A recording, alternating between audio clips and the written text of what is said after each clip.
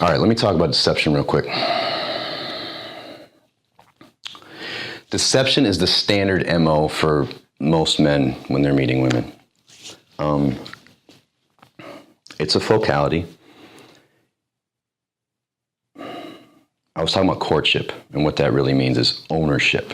12,000 years ago, men started seeing women as property. Came with the agricultural revolution, land becomes property, it's a scarce resource now. Then animals become property, we domesticate animals. Then the next step is women. Basically brute force. How do you protect land? Swords, fists, right? It's got to be it's physical. So physical force becomes like the new power. Whereas before, again, paleo, who the fuck knows? None of us were there. We can look at tribes today. Some are matriarchal. Some are very oppressive towards the females in the tribe. Some are just pretty egalitarian. But women have power just like men do. It's different. And what happened when things started becoming property, this is like a new idea for humans, because before that, if you look at any sort of tribal, paleo, what would you call it, mythology or worldview, humans are guests on a planet or in a universe. We're guests, right? We're not the gods. Agricultural revolution, we started to see ourselves as the gods. We own the world. So this shift in consciousness, force being the new power, rather than nurturing, creating life, intelligence, strategy, making sure people can eat, right? That the tribe can eat. So we're gathering, we're hunting. All these things that women can do, all these things that women offer, that's no longer valuable anymore. Now what's valuable is force. That's how you protect land. And now if we're talking about land is food now. So if I have the food, that means for this guy to eat, I'm stopping him from eating. So when someone's starving, when they're hungry, now we're talking about force. Now we're talking about violence. So this is when you start to see, and we can see fossils that show evidence of this, but this is when you start to see a lot of violence, force, physical power becoming the rule of the day. What that means is women's power is no longer valuable. So we make this leap from basically being, I know I'm going on way off on a tangent. I'm doing this whole history thing, which kind of didn't want to do, but anyways, we own land, we own animals. The next step is people. That's why we start seeing slaves. Women are no longer valuable for what they can contribute. The next step is women become property. Their value is basically childbearing. If that person is property for me, is my property, and her only purpose now is to have babies, a woman's value now becomes based on her lack of sexual history.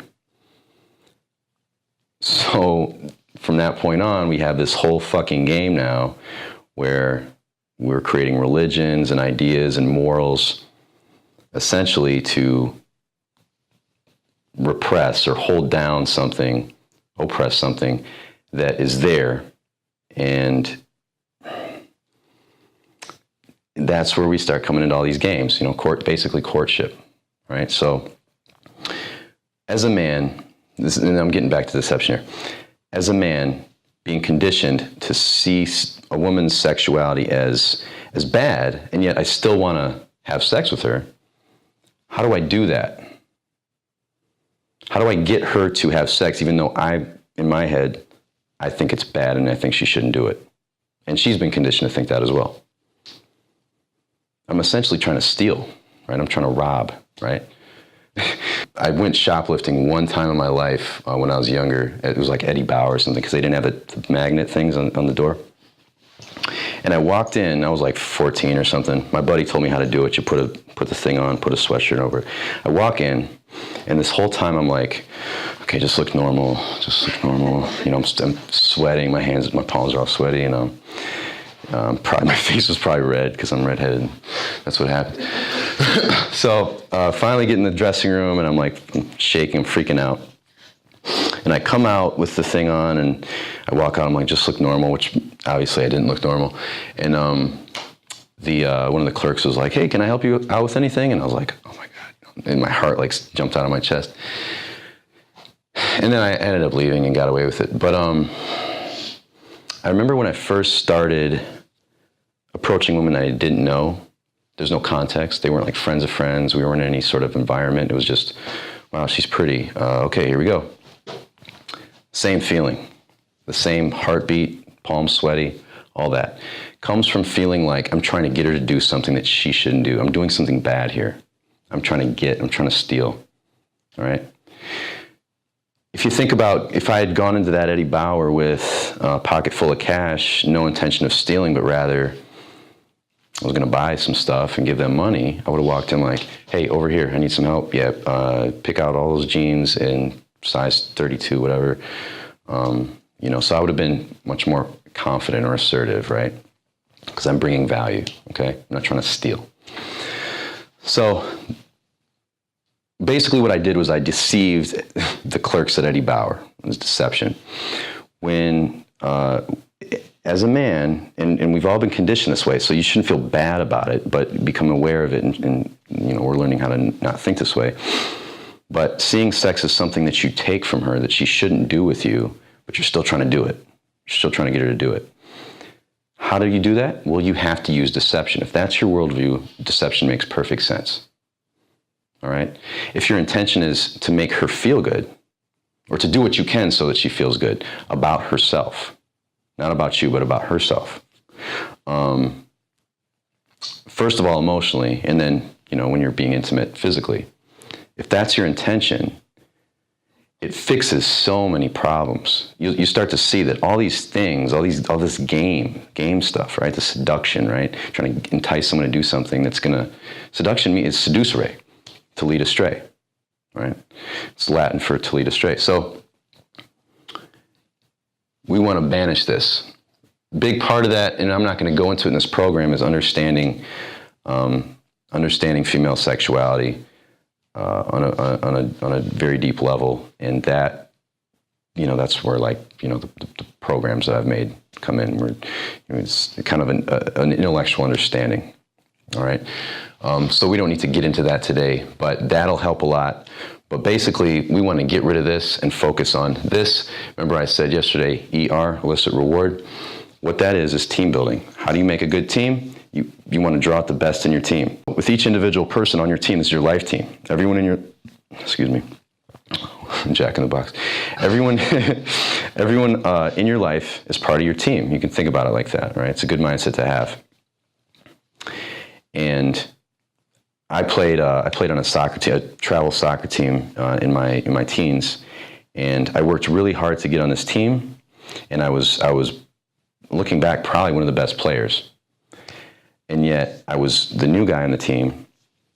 The coach had zero sense of team building, zero sense of, building confidence in the players. He just sort of say, kick the ball to Vinny, and he's fast, and he'll go score for us. So that was our whole strategy. So there was no sort of sense of camaraderie, of confidence. I had red hair, so that was a thing I was getting teased about. I was the new guy. All these kids kind of knew each other. So I was getting teased a lot, but And as I was a good player, but I was getting teased a lot, and so I played very poorly. I was awful, and I got benched because I wasn't performing, right? Well, if you think about how much better that team would have been, and there was a couple other new guys too dealing with the same problem. If you think about how much better our team would have been if we had felt confident, if we had felt good about what we were contributing, it would have made a huge difference. So in the same sense, when you're building your life team, you want the people that you decide to give your time and attention to, you want them to feel good about themselves, all right? When someone feels really good about themselves, that's when their sense of humor comes out. That's when their interesting quirks come out. When I feel like a woman's being a dork with me and showing me kind of like her weird stuff and telling me like goofy quirks about herself, I love that. That's awesome. That's so much fun. That's so much better than us sitting on an opposite side of the table asking each other interview questions, right? So basically you want to draw the best out of everyone you meet, right? That's what iPace does, and that's why you're going to get a lot of sort of side effects in other aspects of your life. So we're going to be eliciting and rewarding. Okay? This elicits rewards, basically elicits the best out of people. On the soccer field, there's certain things I need to do, I need to perform. With a person in a social situation, you want the opposite of that. No performance. You want them to feel like they can say and do what they want with you. They're free to be themselves with you. So a good performance for me when I'm meeting somebody is a non-performance. So it's kind of counterintuitive. So I want whoever I'm talking to feel like, I don't want them to feel like they have to say anything particular. Okay? All this making sense? All right, cool.